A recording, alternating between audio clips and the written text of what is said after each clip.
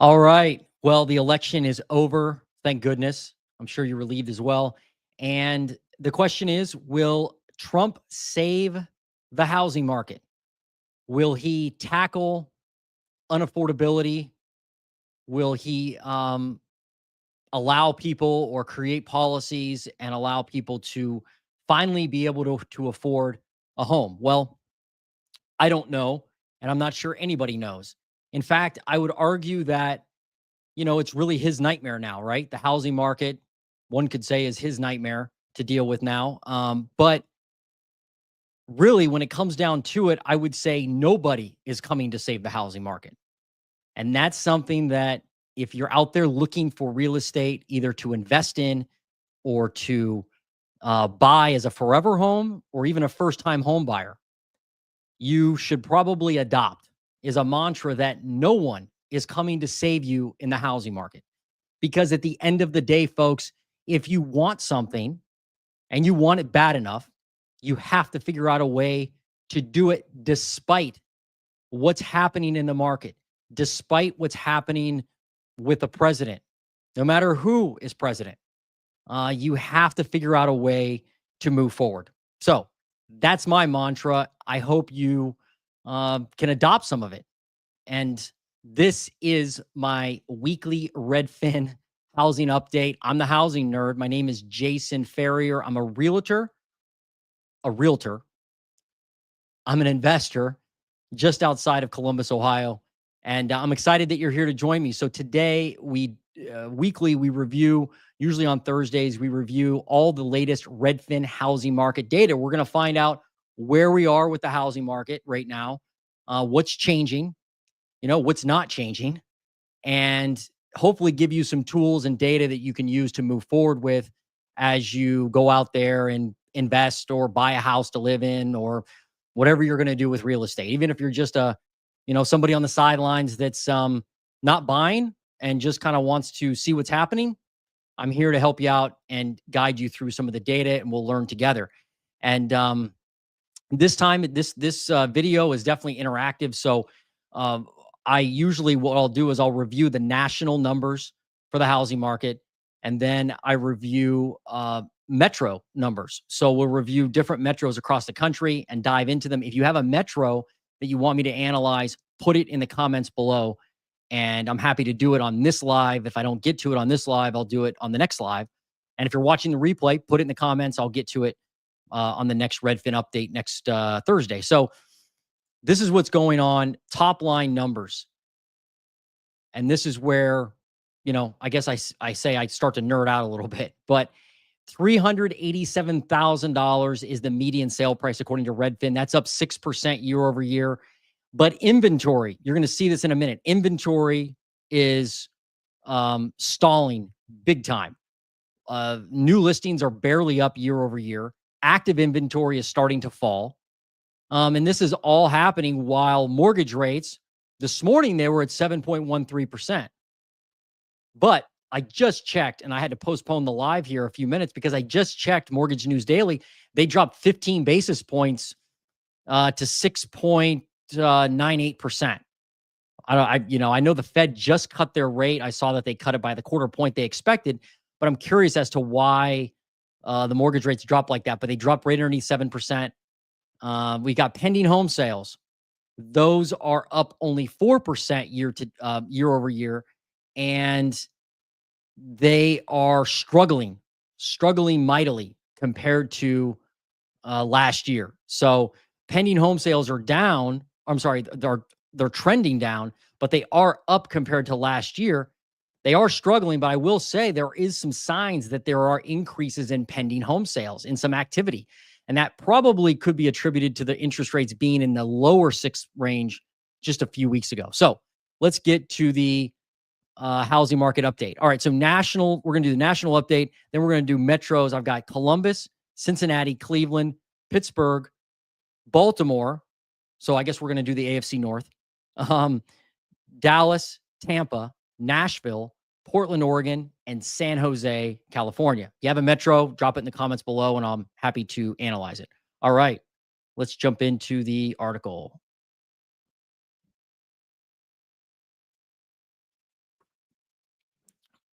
Please put comments below. Put them. I want to know what you're thinking, especially after this election regarding the housing market. But my mantra is nobody's coming to save us. No president's going to award us houses of our dreams. So, all right. Redfin is notoriously optimistic when it comes to the housing market.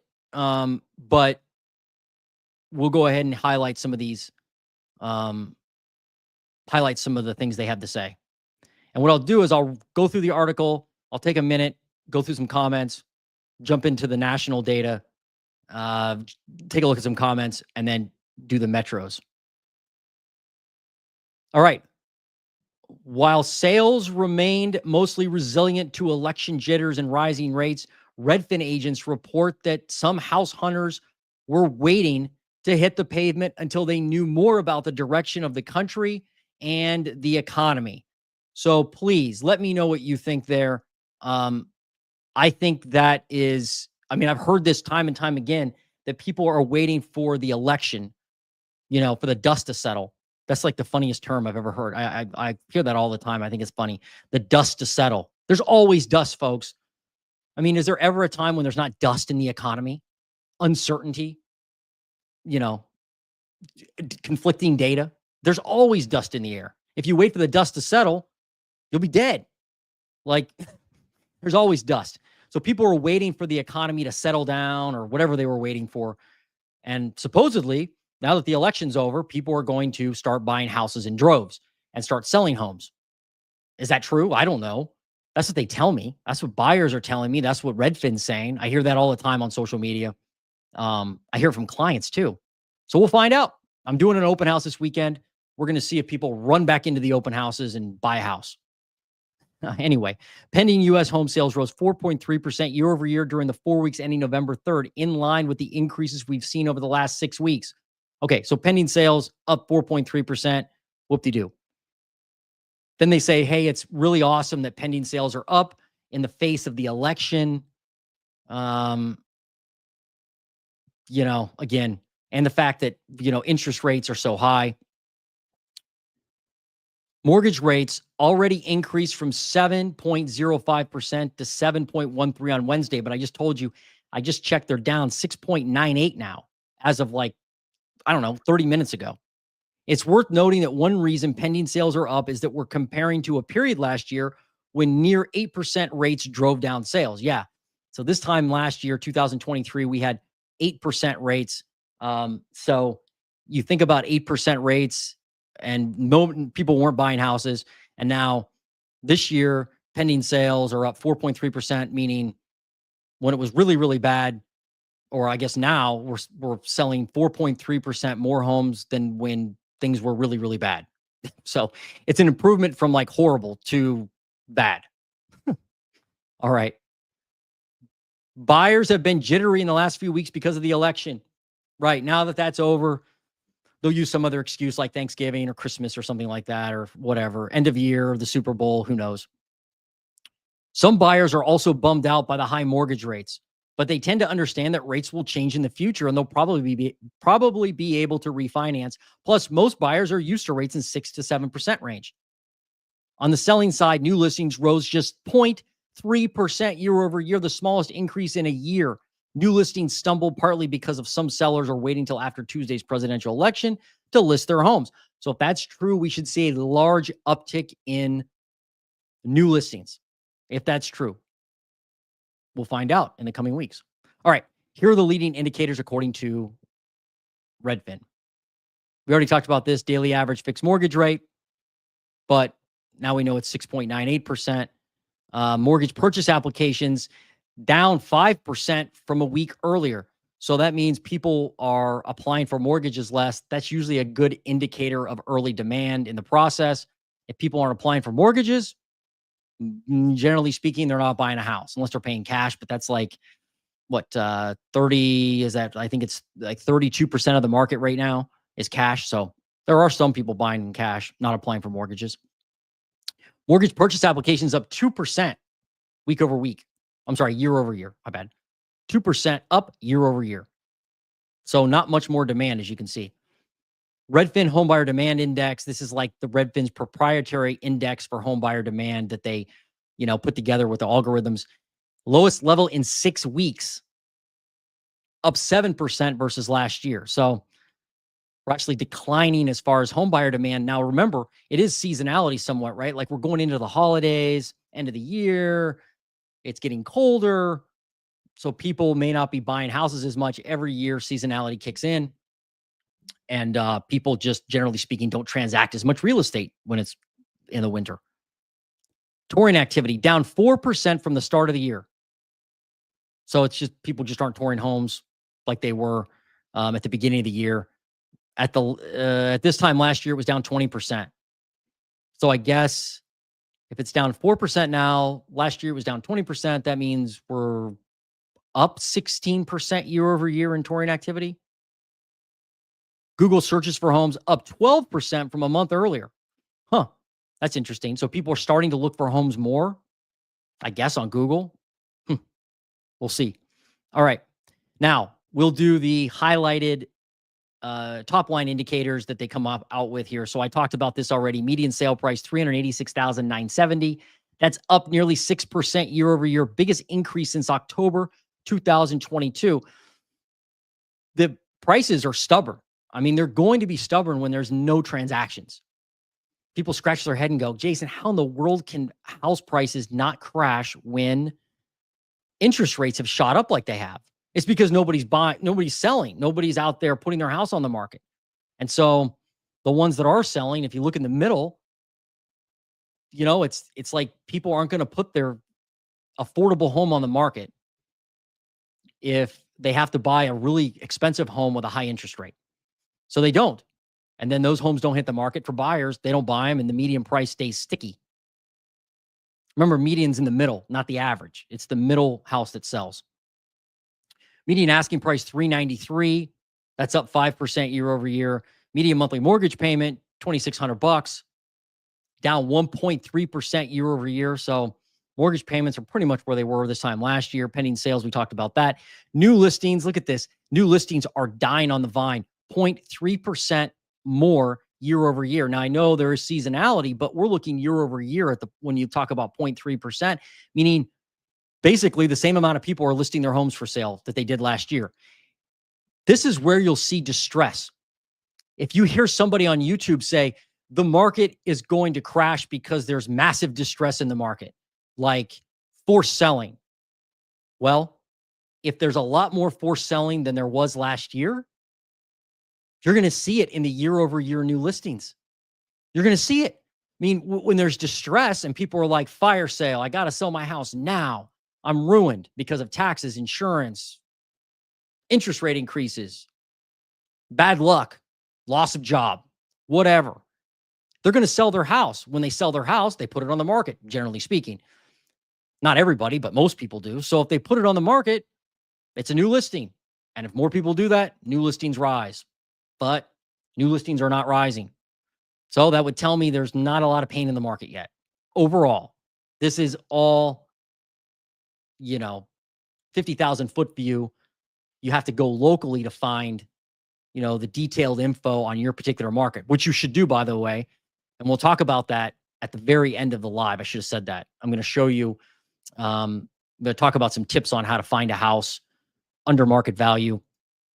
And get data in your local market. But yeah, new listings are struggling big time. Active listings, they're also struggling. They're only up 12% now year over year. So there's not a massive amount of supply overall in the United States compared to where that was last year. Months of supply, 4 months of supply. That's up 0.4 points. That's basically considered a balanced housing market. And I would agree. I don't know if it's just balance. I think there's a lot of areas that are actually buyer markets. That's why my thumbnail said buy now. Because if you can find the right deal, if you can find a great deal, not a good deal, a great deal, and it's discounted off of list price or it's off market and it's 20%, 30% off and the numbers work and you're ready to buy, why not buy? If you can't find a good deal or you're not ready to buy, don't buy. That's just how it is. I think that's like that in every market. Share of homes off the market in 2 weeks or less, 32%, down from 37. So houses are sitting longer, hence why it may be a good time to buy. There may be deals out there. Median days on market, 41 days. That's up 7 days year over year. Houses are definitely sitting longer. Share of homes sold above list price, 25.6, meaning 25.6% of the homes are selling more than what you see advertised. People are still paying over asking. That is happening. Now, I will say there are situations where people pay over asking, but there's like seller concessions or something that bring it down, the overall net price. That does happen. Average sale to list price ratio, 98.7. People are getting 1.3% discount, generally speaking, off of the list price. The final list price, not the original list price. That's way different. All right. So that was some top line data. Now what Redfin does, they look at the top 50 most populous U.S. metros, and then they analyze the data there to see where the winners and losers are regarding metros. Median sale price, where they increase the most: Fort Lauderdale, Milwaukee, Warren, Michigan, Nassau County, New York, and San Jose, California. These metros are on the list of year over year biggest increases in median sale price almost every week. Like this list, it does change, but a lot of these folks are, or a lot of these areas are repeat offenders. Metros with the biggest year over year decreases. Of the top 50 U.S. metros, there's two. Just two metros, Austin and San Antonio, have median price decline year over year out of the top 50. Again, prices nationally are not crashing yet. They're just not. And it's not because I don't want them to, or I'm trying to be a cheerleader. I'm just looking at the data, and it's telling me that it's not. There's just not enough listings. San Jose, I'm sorry, scroll up here. Pending sales, where homes are going into contract the most: San Jose, San Francisco, Dallas, Portland, Virginia Beach, Virginia. We're going to look at San Jose in depth when we do the metros, because they're up a ton in pending sales. They're up in median sale price. And you'll see they're also up in new listings. All right, where pending sales declined the most: Tampa, Fort Lauderdale, West Palm Beach, Orlando, and Miami. Pending sales increased in 35 of the top 50 U.S. metros. 35 of the top 50 had increases in pending sales year over year. So you've got new listings. Well, let's do new listings next, and then we'll go into that. So Seattle, San Jose, Washington, D.C., Baltimore, Anaheim had the most increased in new listings, highest increase in new listings. Tampa, Austin, Orlando, Atlanta, West Palm Beach had the largest decrease in new listings. So new listings declined in 17 of the top 50 metros. So you have 17 of the top 50 declining, not just barely growing, but declining with new listings. But you also have 35 of the top 50 metros are increasing in pending sales. And then you've got 48 of the top 50 metros increased in median sale price. Why? Because there's not enough new listings to support the demand that's coming through in these markets. There's just not. Now, the listings you do see, why homes are sitting longer, is because a lot of people are putting the homes on the market and they're going, well, my neighbor sold for $420. I'm going to put mine on for $450. Even though Jason, as a realtor, told me, hey, here are the comps. I don't know that you're going to get $450. They put it on anyway at $450. It sits for days, for weeks, drives up the days on market. And then when they can't sell it, they just take it off the market. And they go, I'll try next spring. I'll try next year. I don't have to sell. So the people that you see sitting on the market that aren't changing their sale price don't need to sell. They just want to sell. If somebody needs to sell, you're going to see them cut the price. Nobody who's desperate to sell is like, nope, not cutting the price. At least I don't know any. If you need to sell, you're cutting that price. All right. Some graphs here for a second. Redfin's fun graphs. Median sale price up 5.8% year over year. A lot of people thought it would end lower than 2023. Time's running out for that goal. running out fast. So hope, it'd be nice if it decreased underneath 2023, but it don't look good. Don't look good. All right. Median asking price, 5% up year over year. So this isn't crashing either, really. I mean, it's following seasonality like it does every year. The weird thing is median sale price isn't following seasonality anymore. It's not. So I have to keep watching that one. Home buyer housing payments. We talked about this. It's almost over 2023 now. So it's not really that much less expensive to buy a home now. That's nuts. Pending sales. Look at this. Actually over 2023, but declining. You'll see in some markets, even like Columbus, where I live, Columbus, Ohio, pending sales are up. I think pending sales are up here 10% year over year. New listings of homes, 0% increase year over year. It's actually 0.3%. But look at that. You'd see if there was distress, again, I keep saying this, I'm like a broken record, so I apologize. But if there was distress in the market, new listings would be skyrocketing. If homeowners were like, I'm busted, I got to sell. I got to sell, I got to sell, I got to sell. You would see in the new listings. Not happening. Active listings dropping. Look at that. Active listings headed down. Now, active listings normally, goes down in the winter as less people list their homes for sale. Obviously, less activity, but it's really starting to drop. I mean, you can see at one point we were probably, I think we were up like 16, 18% year over year back here maybe. But now we're starting to fall. Now we're only up 12% year over year in active listings.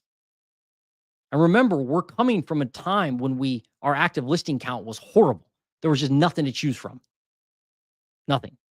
It's really not that much better now. 4 months of supply on the market.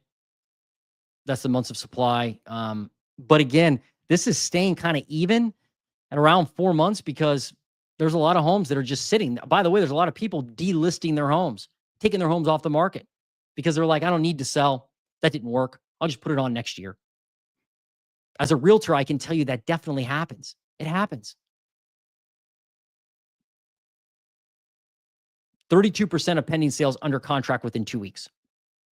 Look at that. 4-year low. So people aren't putting, houses aren't flying off the market like they used to as a percentage of all the pending sales. So that's good. People are taking their time. You should take your time. Homes sold in a median of 41 days. Just taking longer to sell homes overall. Now, if a home's priced right and it's in a good area, good schools, whatever, and it doesn't need a ton of work, but it is priced right, then it will move quick. If it's destroyed, it'll still move, just has to be priced right. That's probably the biggest change, I guess, that I've seen over the last 18 months is that like 3 years ago, if you had a house that was like needs a roof, needs windows, needs a foundation, needs a whatever, needs new kitchens, bathrooms, everything, you would see that thing off the market. Almost didn't really matter what the price was. You would see that off the market immediately. But now you're seeing homes sit longer that are overpriced. And if they need a ton of work and they're slightly overpriced, even people are not grabbing them like they were. Money's expensive right now. So you have to find the right deal. All right. 26% of homes sold at a final list price. 4-year low. People aren't overpaying for homes. That's good. Right now, I just don't see a reason why you should pay more than list. Unless it's like, I'll back up. Depends on your situation, I suppose, like it always does. But like generally speaking, you shouldn't be buying a home that you're paying over list. Generally speaking. Average home sold for 98.7% of final list price. That was almost a 4-year low, but it's starting to level off now. It's actually above 2022 now. So it was actually, people were getting more discounts a couple years ago. All right, Redfin Home Buyer Demand Index. I don't put much stock in this, but it's, I guess, it's higher than 23 and higher than 2022. Okay, that was Redfin's charts. Now we will do the um, deep dive into the metros. But first, I'll take a look at some comments. What do I got here? So, what is this? So now you know, not buying a house now. I'm not sure what that means. I don't know, Ken. You have to help me out there. Scott Hamilton. What's up, Scott? Even as an investment, it seems pointless to buy when affordability is at an all-time low while unemployment is still low. Low prices come to those who wait. Okay. Um, I guess the way I look at it is that you have to go out and search and search and search. And if you find an opportunity that pencils out for you, buy it if you're ready to buy. So, like, as an investor, I have goals as far as ROI, cash flow per door. And I like my niche is small duplexes or small multifamily. So duplex, triplex, quads. That's what I like. I don't really own many single family houses, but I have goals as far as cash flow per door, the type of property, the age of the building, all that stuff. And I created I don't know, criteria. Some people call it a buy box. I call it a deal funnel. However you call it, I have criteria set up. And when I find an opportunity that matches that criteria, I go after it. And obviously I have cushion built into that. So I don't know. Yeah, stuff prices could crash, but I don't want to compete with Wall Street. I don't want to compete with a bunch of people. I'd rather buy when there's not a lot of competition. And right now there's not a lot of competition. But I understand your strategy and waiting, if that's what you want to do, that's your strategy. That's cool. Oh, we got another one. Low prices literally only have come to waiters one time in 08. When I read these, I sound like a complete fool. But oh well, that's just how I read, I guess, out loud. You're right. I think that's right. Yeah, I mean, there have been drops in the housing market, but I do believe a lot of people are kind of thinking, they're kind of reminiscing back to 2008. I agree with Ken. Like, reminisce, back in the day, I was able to buy a house for pennies on the dollar. That's true. You were. And if we run into that again, you maybe we'll be able to. But I guess if the deal works now, or then it works, and it makes sense, and you're ready to buy, then pull the trigger. Oops. Scott gave me another comment here. And if 25, 26 turns out to be 2008 on steroids, then that projects to be better buying opportunity. I understand what you're saying. I completely get it, Scott. Waiting, like a lot of people think that. I would just argue that if you put your criteria together and the type of deal you want, like a lot of people are saying, oh, I want prices that are 20 and 30% off retail. You can go get that now. That is possible to get. You just got to look. And it's not on the MLS generally speaking, not on the MLS. And we'll talk about at the end on how I find them anyway. What up, Raymond? Raymond. This dude is like he's a beast when it comes to YouTube, in my opinion, because he's a new YouTuber like me. But he also did a live yesterday. What was it, yesterday? No, 2 days ago for the election. He did it like 8 hours, like an 8-hour live, like a marathon. Pretty cool, man. Anyway, Raymond's great. He has a property that he house hacked down in Southern Ohio and lived in it while he rehabbed it. And then now he rents it out to somebody. He was trying to sell it, but he couldn't sell it at the price he needed to. So he ended up renting it. And now he's a landlord and doing that. So keep it up, Raymond. You got to check out his channel, folks. Raymond Thoughts and Mind. Oh, there's another one from Raymond. Asking prices have corrected largely for non-large metro areas in the U.S. You can easily find a decent 3-bed, 2-bath on a nice lot for $125 to $175 in most non-massive metro areas. Exactly. If you're ready, if you really want to buy, look outside of your little bubble. You can find deals. You just got to hunt. They're out there. They are. I would argue you could find a deal 20% off, 30% off retail. You need to find somebody that really needs to sell, not wants to sell. Probably something that needs work, and be willing to take a property that others may ignore. I think doing things others are not willing to do and not going with the herd may be the way to go. Just saying. Thanks, Raymond. You're right. Thanks for the comments, guys. I appreciate it. Good information. And look, even if you don't want to buy and you're like, I want to rent right now, renting's much better for me. Do it. Do you, man. Rent. I'm not telling you have to buy a house. Nobody said you did. There's no law that says you have to buy. Renting, when I rented an apartment, it was like one of the best times of my life. My wife and I sold a house. This is several years ago. Sold a house. Couldn't find one that made sense for us. So we got an apartment. And man, that was like stress-free living. Just wake up in the morning. No maintenance to do on the weekends. No yard to cut. That's pretty nice. So something can be said for renting. All right. Now we're going to review the metro data. Again, if you have a metro you want me to analyze, drop it in the comments. Let's start with Columbus, Ohio. So what I do is I start with new listings, then I go to active listings, then pending sales, and then I end up with median sale price.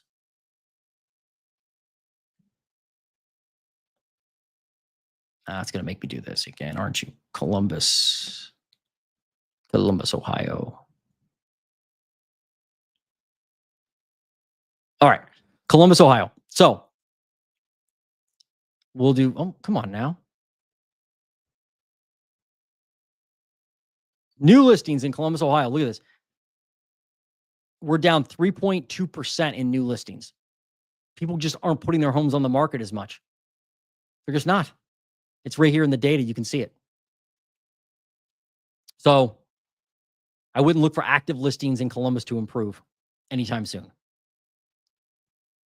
Active listings. We had an increase in active listings at one point recently, but now back down, up 17% year over year. Again, I think there's a lot of wish pricing out there. There's a lot of homes also that are like half rehabbed. I don't know if you guys are seeing that. But there's a lot of homes that are half rehab that are like, like torn down to the studs, but they need like electric plumbing and all that other jazz. So I am seeing that, and those kind of sit for a while too.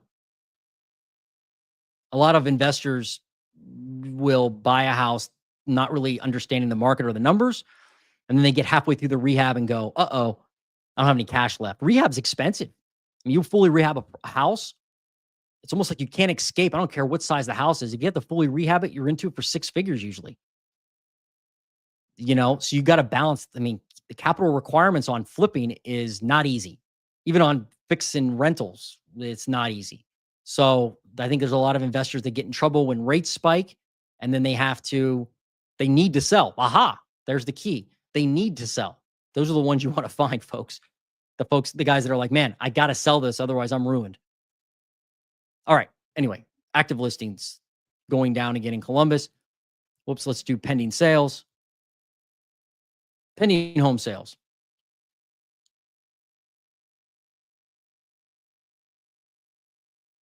I thought it was up 10%. We're up 6% in pending home sales in Columbus. 6%. So there is some growth there. There is a little bit of growth in pending sales locally. All right, median sale price in Columbus. I mean, that's kind of held steady. Look at this, up 4% year over year, 342. We peaked at 355 back in June. So the Columbus area is not crashing. It's not as far as prices go. All right, next, let's do Cleveland, Ohio. Cleveland, Believe Land. Again, we're going to take our trip around the AFC North here. Look at Cleveland and new listings, up only 2.5% year over year. Not a lot of people still selling their homes there. Got that. Active listings. Look at that. Only up 1% in active listings. Like, yeah, just not a lot of inventory in Cleveland either. Had a slight increase, obviously. They did increase in the summer, but then they started to fall. Again, could be seasonality, but when you start in the basement, it's really hard to claw your way out. Whoops, let's do pending sales. Pending sales, look at this 4-year low in Cleveland for pending sales, down 3.1%. So a lot less transactions. I'm guessing there's just not a lot of good inventory to buy. Probably a lot of houses that are like, if it's anything like Columbus or the areas around Columbus, 150, 150, maybe they are 100 years old, 120 years old houses, right? That need like everything. And that's expensive. So a lot of people probably are avoiding that right now. But like they said, after the election, things will improve. So we'll see if that everything improves in Cleveland with pending sales. I did a poll on my YouTube channel. Do you think buyers will flood the housing market once the election's over? And overwhelmingly, people said no, they won't. Some people said yes, but I tend to agree with the no. Like, I don't think that's going to trigger buyers. All right. Median sale price in Cleveland. Look at this. $229,000. Cleveland peaked at 247, but they're up now 8% year over year. Yeah, not surprised. Just not a lot of inventory to cause distress, at least not yet. A lot of investors in Cleveland, flooding into Cleveland. Cincinnati, Ohio is next.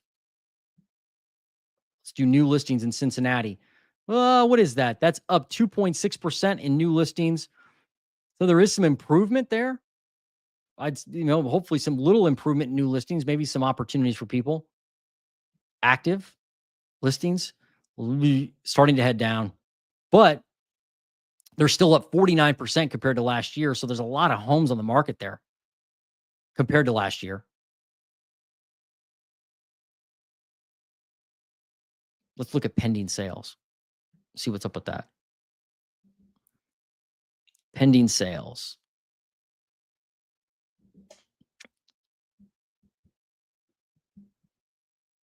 Up 11% year over year. 11. Wow. Okay. Sorry, just messing with my mic here. I mean, I don't know. You think about Cincinnati, you think about Cleveland, Columbus. They're still relatively affordable areas, right? They are. I think they're relatively affordable areas compared to the rest of the U.S. So maybe, you're still seeing some activity compared to areas that are completely unaffordable. All right. Let's do median sale price in Cincinnati. Look at that, up 7%. No sign of crashing in Cincinnati as far as the median sale price goes. 295,000. The peak was 307. They're approaching the peak. So Columbus, Cleveland, Cincinnati are not crashing as far as home prices go. They're just not. All right. Next is Baltimore. And then we'll be done with our AFC North tour. New listings, Baltimore, Ohio. Baltimore, Maryland. There is a Baltimore, Ohio. Baltimore, Maryland. 10% year over year. Wow. In new listings. So they definitely have some new listings. That's good compared to last year. Active inventory, 13% up year over year. I mean, but look at Baltimore compared to 2021. Look at that. They had like 8,000 listings at one point in Baltimore, and now they have 6,800 listings. So they're way below what I would consider pre-pandemic. I mean, if you look at 2020, I'm sure the numbers are similar, probably even worse. So many areas have a lot less inventory than they did back in, back in 2020. I think we're still 21% as a nation under 2019 levels of inventory. So active inventory, according to realtor.com data. So we're still struggling with active listings. All right. Median sale price. Oops. Sorry. Let me do pending sales. Pending sales, 10%. year-over-year increase in pending sales. Yep, so a little bit more activity. Certainly. Some more churn. We need more churn of properties, folks. Got to have that. 7% year-over-year increase for median sale price in Baltimore, Maryland. Look at that. 410,000 was the peak. This year was the peak. Now they're at 389, but now it's starting to head back up. All right, next is, who's next on my list? Dallas. Somebody asked for Dallas. Dallas, Texas. New listings in Dallas. Wow. Only up 1.6% year over year. That, again, I'm sure there's just not a lot of inventory. Not a lot of good inventory anyway. Active listings. Yeah. I mean, it hasn't been rocketing up. It started to go up big time in the summer. Then look at that, leveled, then down. 21% increase year over year in active listings, but it's not going up anymore because new listings are struggling so bad. All right. Pending sales. Up 17% year over year in pending sales.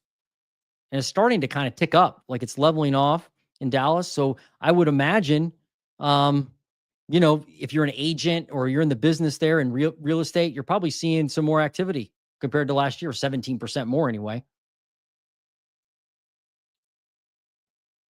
Median sale price in Dallas.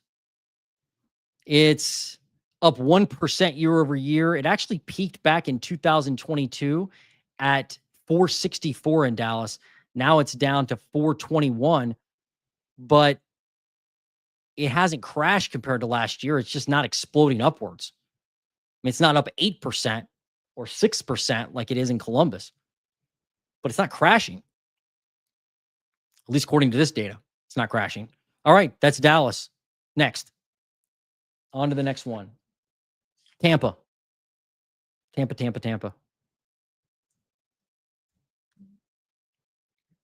Florida, new listings. Wow. Well, did have a hurricane, so I doubt people are going to list their home when there's a hurricane, but it's starting to go back up. But man, it dropped big time because of that hurricane, I imagine. That's my guess. New listings were down 40% at one point year over year. Now they're up to 32% down year over year. So they've climbed a little bit. How's active inventory? That's probably maybe high. Maybe, nope, it's going down now. It was steady, but now it's dropped big time, probably because of the hurricane again. That's my guess. I don't live there, obviously, but that's just an assumption. All right. That's Tampa on active listings. What's going on with pending sales? Man, again, well, people aren't going to buy and sell homes. Not going to transact a lot when there's a hurricane, except look at 2024. I mean, pending sales have been dismal all year. Now they're just really bad. They went from like really bad to like really, really bad.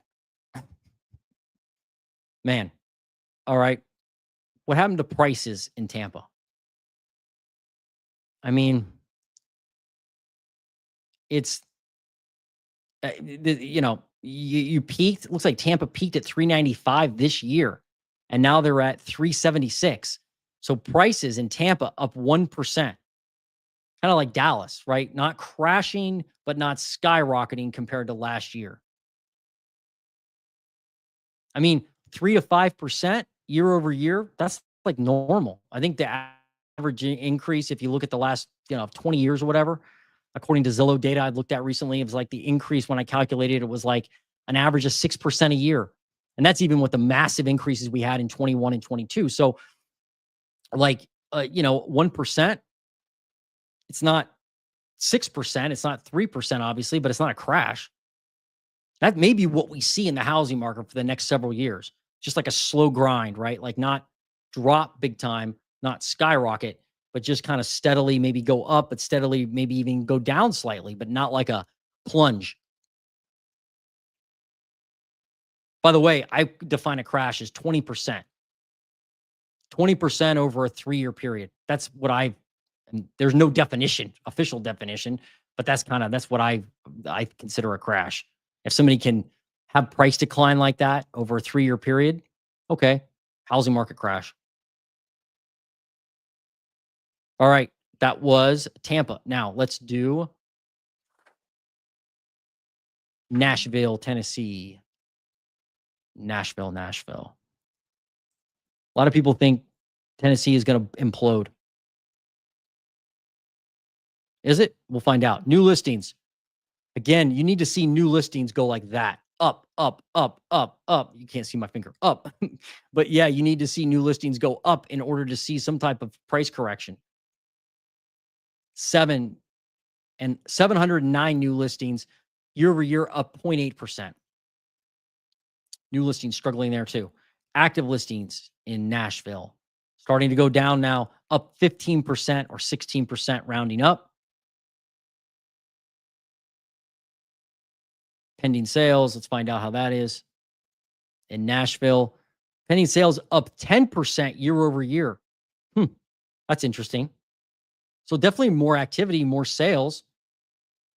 But if we saw new listings down, we saw active listings starting to drop, maybe because people are taking their homes off the market for the holidays. It could also be that these pending sales are just eating away the current inventory that's there. Nobody new is listing their home really. So you're going to have active listings drop. What's going on with median sale price in Nashville? Do we have a crash? Negative, Ghost Rider. Pattern is full. Look at that. 464, 5% increase year over year. $480,000 is where the peak was this year in Nashville. Now you've crashed all the way down to 464 grand. It's still up year over year. It's actually a 4-year high right now, this time of year for Nashville in median sale price. All right. I'm still looking for a crash. Maybe we'll find one here today. If you know of a crash city, let me know. Like, hey, this place has been decimated. Tell me, where has it been decimated? And let's look at it. Portland, Oregon is next. Portland, Oregon.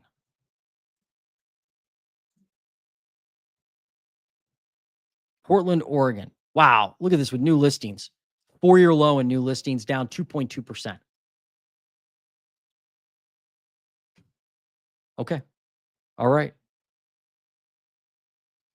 New listings just not there in Portland, Oregon. Well, now it's starting to rain there, right? And it probably won't stop till next September. Active listings in Portland. Wow. Look at that. It's dropping. It's only up 6.92% in active listings. So it's very likely that active listings fall underneath 2022 and 2023. It could happen in Portland. Again, maybe just people taking their homes off the market, delisting them. What's going on with pending sales? Well, it went kind of up, but then came back down. Pending sales. Can I find, I don't know if I can even get on the little marker. Let me look, take this off. Yeah, there we go. Pending sales are up 17% compared to last year in Portland. 17%. Wow. So it like increased big time here in pending sales, maybe because of the interest rate drops. And maybe that gobbled up the inventory on active listings. But now you're seeing pending sales drop. But they're still up 10 or 17% year over year. All right. Now, what's going on with median sale price in Portland? I mean, it's the same story in most of these metros as far as median sale price. $554,000, up 3% year over year. Portland's one of those cities that actually peaked in 2022. Not many did, but some did. 574 grand was their peak back in 2022, and now they're at 554 grand. Again, there is a drop there, but it's not like there was a drop from the peak, but it's not like it's, plummeting downwards. Okay. Next, San Jose. San Jose. Because San Jose is always on these top lists. So I just want to check them out, see what's up. Look at new listings in San Jose just plummet. And you can really see maybe every year it's kind of gone up in, what's that, late September. Every year looks like San Jose new listings spike. But now they're dropping up 12% year over year. So there are more new listings than last year. What happened to active listings in San Jose? Wow. up 20% year over year, but down compared to 2022 and headed down now. Let's do pending sales in San Jose.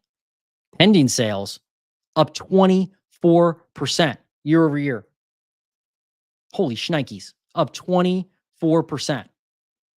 So a lot more activity. It's, let me go back to this active.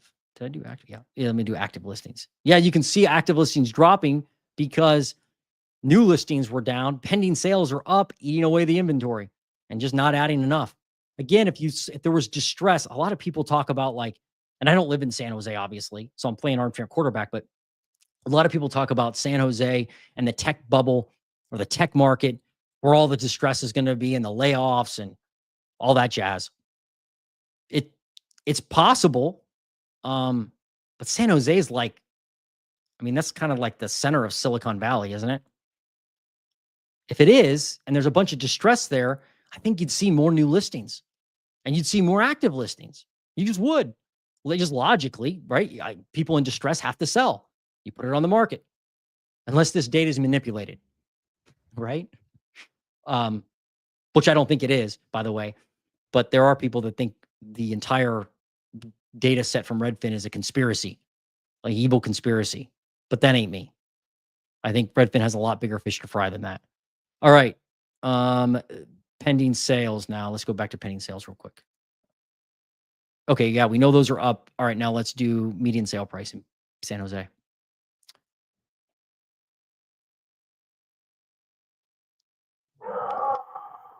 Whoa, can you hear that? That's my dog.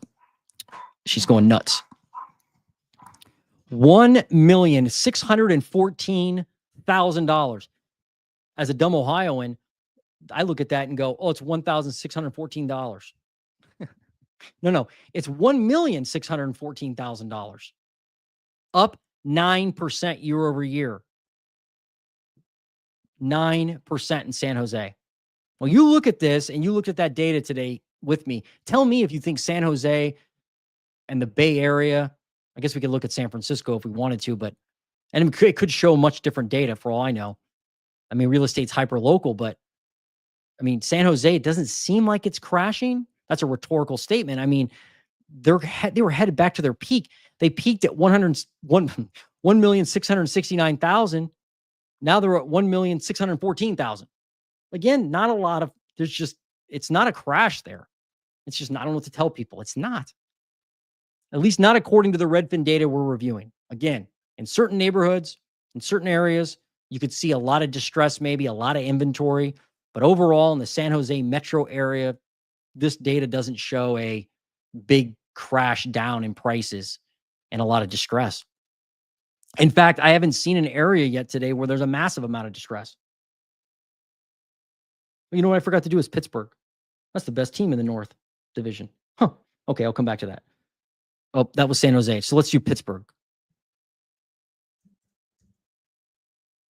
How can I forget the Steelers? I'm slipping.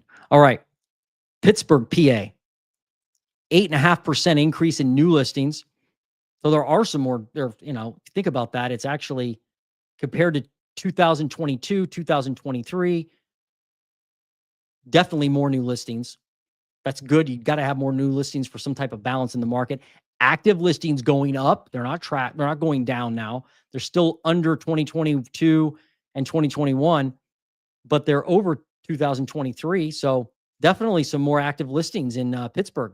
Maybe they're new builds. I don't know. All right. Let's see about pending sales now in Pittsburgh. Pending sales aren't fantastic. Down. What's that? It won't let me see that. Okay, there we go. Down, or it's up 1% year over year in Pittsburgh. All right. Median sale price in Pittsburgh, PA.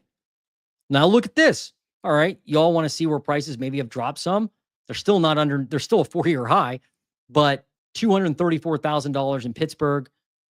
They peaked at 256 this year. It's headed down. Always does. It looks like with seasonality in Pittsburgh, but it doesn't, I mean, I wouldn't say it's crashing, but there's definitely a drop from the peak this year.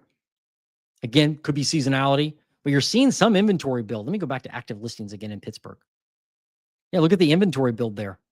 I mean, it's only up 3.87% in active listings. So it's not that much more, I suppose, but it's not going down like a lot of the other metros. So like that is a good spot if you're looking to buy in Pittsburgh. Maybe you got some more selection. All right. One more I wanted to look at was Washington, D.C. Washington, D.C. Let's look at new listings in Washington, D.C. So Washington, D.C. has 12.5% more new listings than last year. They are headed down, but they have, more than 2022, more than 2023.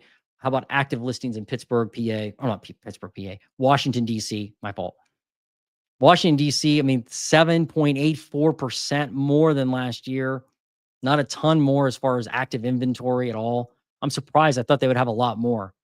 Pending sales now. Wow. Pending sales barely over last year. Oh, I'm sorry. I got my numbers wrong there. 8% actually increase in pending sales in Washington, D.C. But it's not skyrocketing upwards. So people are still struggling there as far as transactions. And now let's look at median sale price. Yeah, I thought this would be different. I saw some stat come out about Washington, D.C. in the housing market. I figured it would be a lot more distress there. But they're at 568, a 4-year high by far. Look at that. Up 8% year over year in Washington, D.C. metro area with median sale price. Okay. So are there any metros at all that, like, where should I go for a crash or for like a massive distress? Okay, I know of one. Hang on a second. Punta, Gorda. Not that like that's a major metro, but so look at Punta Gorda. Here, we finally found an area where prices are less than last year. Down 5% in median sale price, Punta Gorda. Let's look at active listings. I know those were like crazy. Yeah, look at this. Here's where it is, folks. Look at this. 106% more at one point in Punta Gorda than last year in active listings. 106%. So that would definitely cause some type of price problem. And you see it in the price, right? What about new listings? What do those do? In Punta Gorda. New listings, we saw they're down 14% year over year, but they're starting to come up. But look at the beginning of the year in Punta Gorda. New listings up 41%. You don't even have to come to these lives. You can just go on to Redfin every week and take a look at your market or get data from a realtor and look at new listings. Look at new listings, look at active listings and see if they're increasing. If you see a 41% increase in new listings and then you see active listings like in Punta Gorda, 90% higher than last year, you're probably going to see some distress. What about median days on market there? How's that done? Look at that. And median days on market now 37 days more than last year in Punta Gorda. And that causes, what does that cause? Anybody know? Median sale price to be 5% less than last year. And actually, compared to 2022, they were at 387 in 2022. Now they're at 344. So that's 40 grand down from their peak. Or not their peak. I guess their peak was 396. So they're 50 grand off their peak. That's a lot, right? I mean, that's a big chunk. So an area like Punta Gorda, definitely struggling. Let's look at one more here. Let's think about an area that suffered from the pandemic housing boom or whatever. Well, everybody likes to talk about Austin, so I guess we'll look at Austin. Median sale price in Austin. Yeah, look at this. Down 4% year over year. Look at the peak in Austin. 24%. It was up 24% year over year. In 2022, back in April, they hit 574. Now they're at 428. I mean, that's a 20% decline, right? So I would say Austin crashed as far as prices, and it's going down, steadily going down in Austin. All right. What happened to new listings in Austin? New listings down 17%. So people aren't listing their homes right now, but they did back in the spring, and I guess spring in when was this? Sorry, I can just look here. April. So in April, Austin was like, people were listing homes left and right. It was up 21% in active new listings. Now it's down 17%. Now seasonality is probably there. You can see that in the chart. But then what happened to active listings? Yeah, look at active listings just take off after new listings went up. Active listings then 17% higher at one point in June than 2023. So active listings spiked. I'm sure days on market went nuts too. Well, days on market dropped, but then went up.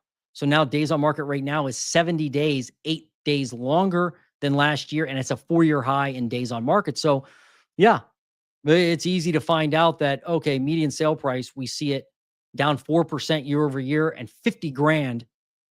Was that 50 grand? Did I say that? No, 574. Sorry, in Austin to 428. 150,000 off a peak. Wow. That's a crash, right? But to do that, to get that crash, you had to have a lot of new listings, and you had to have a lot of active listings to do that, and low pending sales, low demand. And you mix all that together and you bake it and you pull out of the oven a crash. So anyway, that's what you have to look for. That's what you have to look for. Okay, so let's do one more thing here.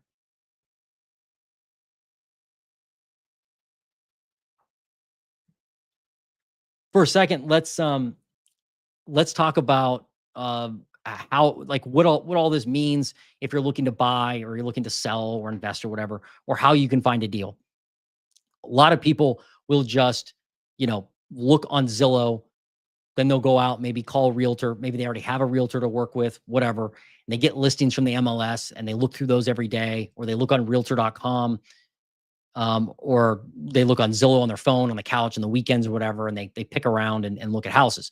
I would argue, though, that right now is a great time to go out and find opportunities that are off market. And so before the live, I just scribbled down a couple notes to give you some guidance on how I find houses, and how I encourage others to find properties. And as we go along, as I keep doing these videos, I'm going to put out some more in-depth videos about this exact method. There are videos on my channel about how I find opportunities. They're kind of old. Like I made them last year. And so I need to do, new ones. But I would say the key is two things. One, do what others won't do, and be relentless. So the first way I find properties is driving for dollars. And that's kind of a cheesy term, but that's the term the industry uses, is driving for dollars. And it's really simple. And it's actually kind of fun in a way. You get in your car or have somebody else drive as your co-pilot. That's much easier. It's much safer too. And just you can take a pad and a pen with you. You can use an app like PropStream. I use an app called PropStream when I do it, but that's a paid service, but you don't have to have that app. And go out and drive neighborhoods that you want to live in. So if you want to find your house to live in, or if you want to invest, find areas you want to invest in. And then, so you got to kind of plan that out, right? Then have in front of you the type of house or property you want to buy. Don't just go out there and drive around, unless you're just getting a feel of the neighborhood, which is fine. But if you're going out and doing this actual activity, what I call driving for dollars, make sure you have down your criteria on what you want to buy, because that keeps your focus narrow, because there's just all kinds of different properties out there to look at. And then drive the streets of the neighborhoods that you think you'd be interested in buying a property in, and write down addresses of homes or buildings, if you're buying like an apartment building or something, even a commercial building, this would work. Write down addresses of properties that look like they need help. And what I mean by that is if you drive by a property in the summer and there's all these weeds growing all around the property, like the weeds are out of control, or one of the signs I always look for are broken down cars in the driveway. Like if you see 10 broken down cars in the driveway where weeds are growing around the outside, maybe the house is in a little bit of disrepair, write the address down. You want to look for properties that need some help. And then what you do is you simply contact that homeowner and ask them if they want to sell their house. That's all you have to do. Now, you can contact them in a variety of ways. You can knock on their door. That's possible. You can, I don't particularly do that much, but it does work. Or I know investors that do that and actual homeowners that have bought houses that way to live in. You can also send them a letter, and that's what I prefer to do. So I go out and I write down all the addresses, then I pull the addresses, or I pull the information, the owner information out of county records, or different sources online or whatever, because it's all usually public information. I pull all the address, all the owner information, the mailing address, because maybe it's an investment property. A lot of the distressed properties could be an investor that, lives out of state and they have a rental in wherever, in Columbus, and you're driving by the house and you see it's all, maybe the weeds are growing, maybe it needs a new roof, something like that. So you write down the address, find out the property owner info, and then I send them a letter. And my letter is very simple. It just says, "Hi, this is who I am. I noticed your property. I'd like to talk to you about buying it. If you're interested, call me." That's it. That's all my letter says. It's very simple. And the simpler, the better. And then I just send them a letter. Now, some people call sometimes, they call me back and say, "Hey, leave me alone. I don't want you to send me any more letters." Okay. And then I just, take them off my list and I make sure they don't get a letter in the future. Some people say, "Yeah, I'd be interested in selling maybe. What are you thinking?" Some people just are looking for a price. Like they're like, "Oh, I don't really want to sell, but I'm curious what you'd offer." That's really not a great target, right? That's really not a great prospect. It's more of like, well, they just are kind of looking for a market price. Being a realtor, I don't have a problem helping them out and giving them kind of like, all right, well, here's generally speaking what your house is worth on the market, or what it would sell for approximately. But you will run into, if you do this enough, you'll run into people who are like, "Yes, I want to sell. I need to sell. And I'd like to talk to you." Believe it or not, there are a lot of people that do not want to list their home. Maybe because they don't want their neighbors to know they listed it. Maybe because they don't know how to list it. And they actually need help in that process. So you're really helping somebody out at the same time as maybe getting a property for yourself. And you can do this to find a house to move into. You can do this as an investment property. It's very possible. This is how I find most of my opportunities. Like 95% of my opportunities in the rentals I have purchased come from this method. And it's targeted. I don't send out like 10,000 letters just to a zip code. That's stupid, in my opinion. You have to target the houses you want to buy, because if you drive by them and see them, then you kind of understand what it's about, where it's located, and it's not going to waste your time or waste the seller's time. But that to me is a fantastic way to find off-market deals. And you can combine the methods. So one of the things you can do is go out and find a tax list. A lot of counties will provide a tax list for free. If you call the county auditor, they will give you a list of all the homeowners who are behind in their property taxes. They will. Then you take that list and you look at the addresses. You can even map it in Google Maps and then go on a drive and drive by those houses in the neighborhoods you want to live in and say, all right, who on this street has tax problems? They may want to sell and they may not understand how to list the property. They may not want to list the property for whatever reason. So they don't, maybe they owe taxes and they want to sell their house, and maybe they need to sell their house. And then you can come in, negotiate a price that makes sense for you and helps the homeowner at the same time sell a house that they can't afford or don't want anymore, and you buy it off market. That is possible. And that's, in my opinion, if you really do want a house in this market, that's one way to do it. The other thing you can combine with the driving for dollars is an expired list. So, and again, this all depends on how bad you want it. How bad do you want a house?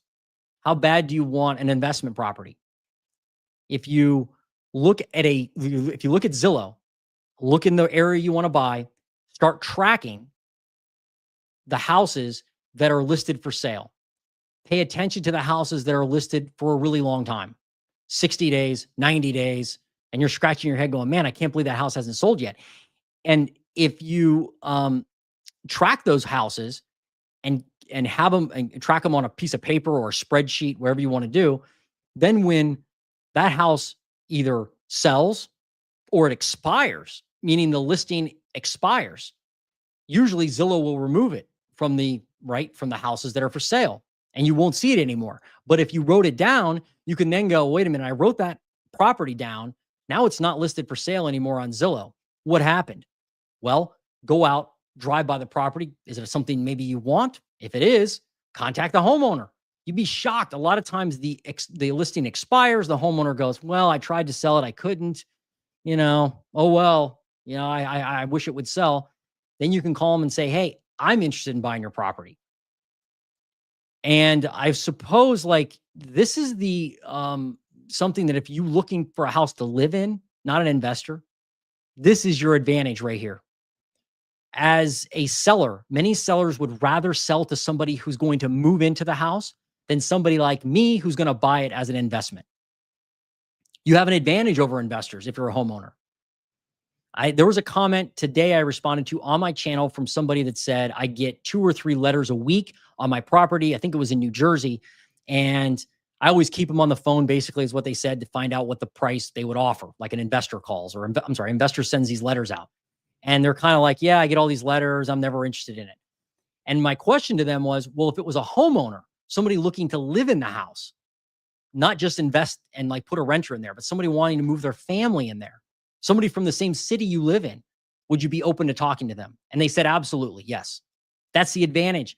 Homeowners have an advantage. So your letter you send people, the owners, when you find the right properties, the letter that you send people could be something like, hey, I live in your neighborhood, or I live in town and I'm looking for a home for my family. Would you be interested in talking to me about buying or about selling your house? Again, if they say no, all it costs you is the postage. That's all it costs you. And it's not they're going to come and cut your arms off. They're just going to call and say, don't, why are you bothering me? Right. And as a homeowner, if you're not a realtor, if you're not a realtor, then you have an advantage as well, because as a realtor, I have to disclose that I'm an agent, that I'm a licensed agent, which I do. I disclose that in my letter. I have to disclose that. But if you're a homeowner, or you're even an investor and you're not a licensed agent, you obviously aren't an agent. You don't have to disclose that. So, it just separates you from the crowd, I think. And then that's an advantage that you can use to find a property that most people, 99.99999% of people out there who want a home or want to get into real estate investing, they won't do that work, because it's really grunt work. I mean, it's grunt, in the trenches work, right? You have to go out, be strategic. You got to write the addresses down. You got to go home, do the research to find the mailing address and the owner information, then mail out the letters. And by the way, mailing them one letter won't work. I can't count the number of times where I was able to talk to a seller after sending them a letter for a year. I sent them not every month, but maybe I sent them 5 letters over a period of 12 months. And they would tell me, I keep getting letters from you, Jason. Finally, I decided to call you. So you have to keep following up again and again and again. by sending them a letter. Now, you don't have to send letters. You can knock on a door. You can call them. You can actually call them on the phone. I don't cold call. I don't do that. That's not my method. There's a lot of rules around it now that I quite frankly don't want to get in trouble. So I don't cold call. By the way, if somebody is on a do not mail list, I don't mail them. There are national do not mail lists. I don't do that. I don't mail them a letter. But so make sure you manage your list right. But at the end of the day, there are ways, and that's only one way. Driving for dollars is only one way to do it. But it's not like the housing market's hopeless. It's not hopeless. And I would argue right now may be the best time to purchase, because a lot of people are saying, don't buy. They're like, no, the market's horrible. By the time everybody's like, time to buy a house, that's what 2021 looked like. That was a horrible time to buy. When prices were nuts, even with interest rates low, you couldn't find a deal because everybody was like, well, I have another offer that's 10% higher than yours.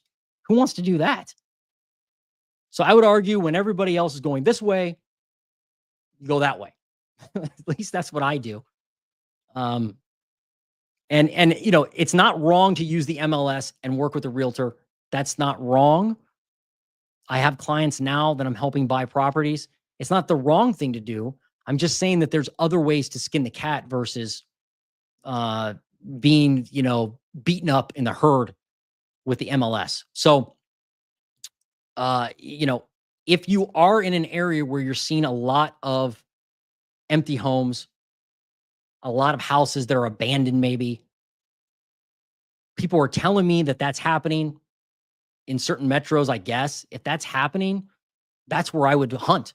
And don't buy anything unless it's a great deal. So a great deal for you could be, I want 20, 30%, 40% off a list. Heck, maybe you want seller financing, maybe you want that. I don't know. It just depends on what you're after, but get your goals straight, figure out what you want to buy, look at your criteria, lock that in, and then go find that property. It may take you 6 months. It may take you a year. It may take you 20 offers. It may take you 4,000 letters. It may take you 10 weekends of driving around, but eventually you will find one. It's just a matter of time and how persistent you are. It's really what it's about. So anyone out there thinking that it's luck, that it's like all about who you know or something like that. No, it's more about persistence and a process and goals and understanding what you want. So that's my that's how I find opportunities anyway. I got a couple more comments here I'll hit. Coors Light, what up? You changed your handle. It was 2023, right? Now it's 2025. I think you changed it. Before working on trying to save housing, I hope Trump works on insurance crisis. Here in California, the state insurance commissioner doesn't seem to be doing anything. Again, yeah, I agree. Insurance, I have a video coming out. I'll do my live tomorrow. I think I'm doing it on insurance. Insurance costs are nuts. Like they went up, for me, they went up 16% year over year. I got my new bill last month and my agent called me and said, hey, Jason, good news, we renewed you. And I thought, okay, good. What's the bad news? Bad news is your insurance went up 16%. Is that a lot? I don't know. So a lot of people think, hey, I'm going to keep renting. I'm not saying to buy, by the way, because of this. But a lot of people think that if I rent, I don't have to worry about that or the taxes that people are facing right now. But that is not correct, because if you're a landlord who's watching numbers at all, you're going to increase rents because you have to in order to pay additional cost in taxes and insurance. Or there are some landlords that don't have insurance at all, like zero insurance. I mean, most mortgages make you have insurance, but if you own the property free and clear, there's no insurance police. So the people who don't have insurance on homes, I mean, imagine like having a rental, or I'm sorry, imagine living in an apartment building and the owner doesn't have any insurance. And then there's a catastrophe of whatever happens. Who knows? And you're like, oh no, I hope, I need I call your landlord or whatever. And the landlord's like, well, I can't rebuild the building. I can't do anything. I can't help you. I have no money. I don't have any insurance. So, I see that too. And insurance costs are nuts. I agree. Trump should do something about insurance. Doubt he will. Also, I've heard people say he should do something about property taxes. I'm not sure he's going to do anything there either. My gut tells me he's not going to let the housing market crash. He's just going to put in more quantitative easing, make things easier to buy property from a interest rate standpoint and approval standpoint, but that causes prices to keep going up. That's my gut. I don't think he's going to let it crash.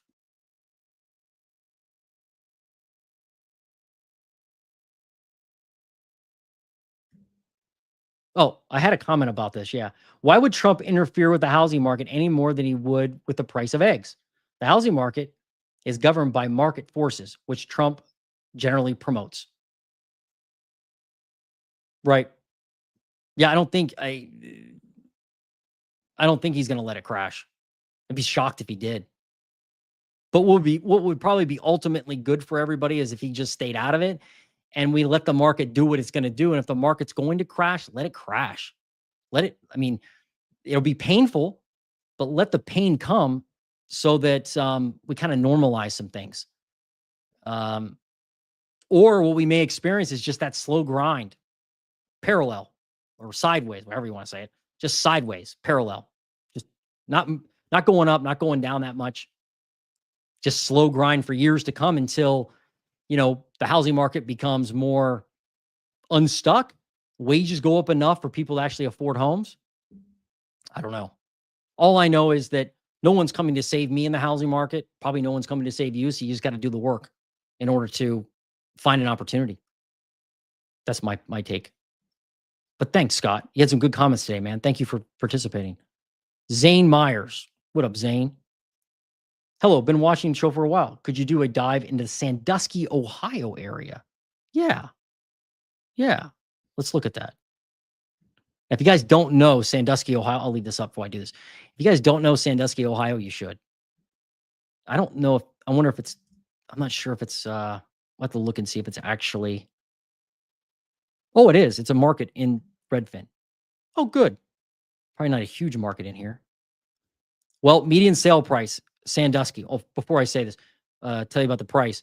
You should know Sandusky because it's home of Cedar Point, which is one of the 4 fun things to do in Ohio. No, I'm just kidding. But I love roller coasters. I love amusement parks, and Cedar Point has some of the best roller coasters around. I think Kings Island down in Mason, Ohio, near Cincinnati, may have better roller coasters, but probably because the Beast is maybe my favorite roller coaster. But anyway, if you ever come to Ohio, got to check out Cedar Point. All right. Median sale price, 7% up year over year, $223,000. It's going up and down like a yo-yo, probably because there's not a ton of transactions there, but it peaked this year at 266 grand. Is that right? 267,000 back in June, early June. Let's look at pending sales in Sandusky. Yeah. Only has 19 for pending sales. So I don't know if they're capturing all the data or not, but right now it's saying that pending sales are flat year over year. Excuse me. New listings down or headed down, but it's up 18% in new listings. So it doesn't seem like you have a ton of new listings compared to the last few years. Like it's not like you're not at a 4-year high in new listings. What about active listings? Active listings up 10% year over year. But you're down compared to 2021. So one of the things, let me look. But you do have more than last year. So one of the things I'm seeing in some markets is that active listings are growing slowly. And there are more active listings than last year, which is common. There's usually less active listings than 2019, but you are seeing a small growth in active listings in a lot of areas, like a grind, like even if there's ups and downs, you are seeing like a trend overall of more active listings. But I'll go back to the prices real quick here in Sandusky. Up 7% year over year. Hmm. I don't think it's crashing there. It's just up and down crazy because there aren't a ton of transactions. Let's look at days, median days on market.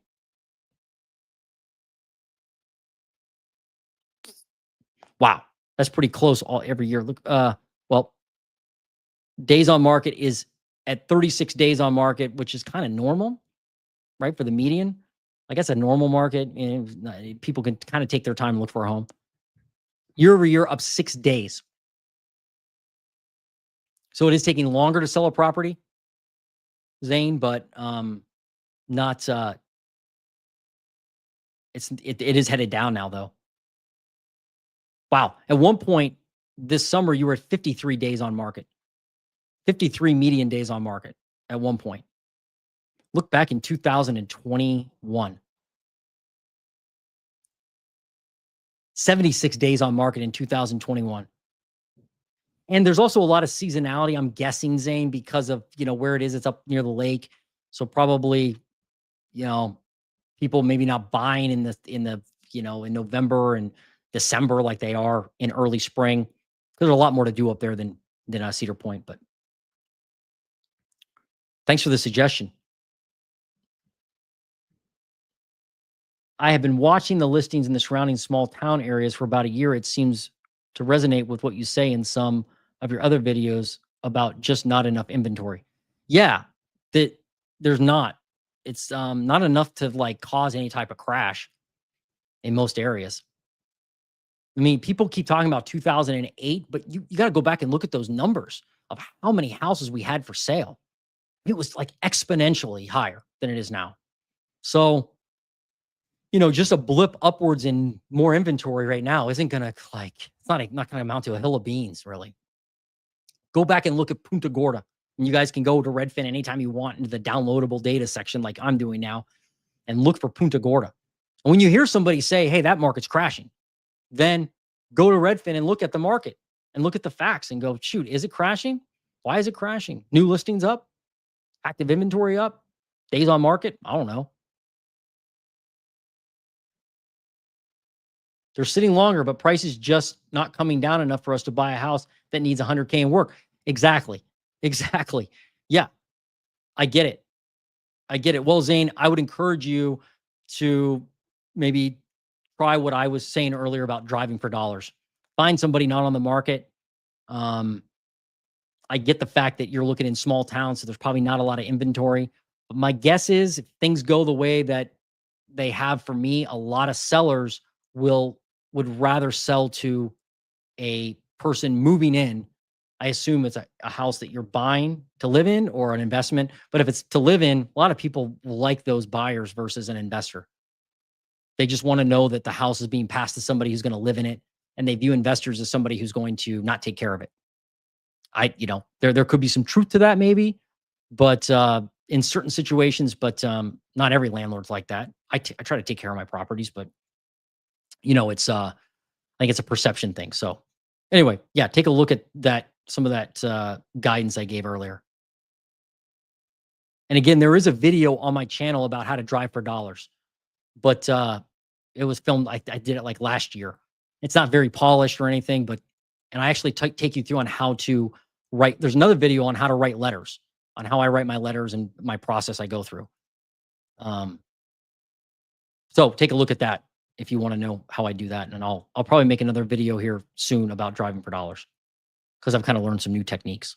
But thanks, Zane. Thanks for the comments and the questions. All right. Anything else? Any other comments from anybody or questions before I sign off? What time is it? 3:39. Shoot, man. I've been on a while. How long have I been on? 1:29. I'm still going. Any other comments or questions? Anyway, I appreciate everybody who did joined today. I really appreciate the comments. Your comments on my channel are awesome. There's a lot of comments that really make me think and challenge me. So I like that. I really do enjoy it. And yeah, I value and I'm grateful for every person who watches and takes the time to watch this stuff. I'm just a normal person, normal dude. I happen to like real estate data, and I happen to like real estate, I guess, and I want to help people understand what's going on. So it's enjoyable to do this and interact with you folks. All right, I'm gonna sign off. We'll do this again next Thursday at 2 p.m., 2 p.m. or so for the next Redfin housing update. And I try to do a daily update most mornings, most weekdays, some even times on the weekends, I guess, depending on my schedule and what's happening with clients and whatever. But yeah, I try to do those. I call those my daily housing crash update, and that gives you just a little bit a glimpse into one area of the market. Like tomorrow, I think I'm going to do insurance, and I'm probably going to do one on taxes coming up. A lot of people are talking about that. So, all right, have a great day. We will talk to you next time. I'm out.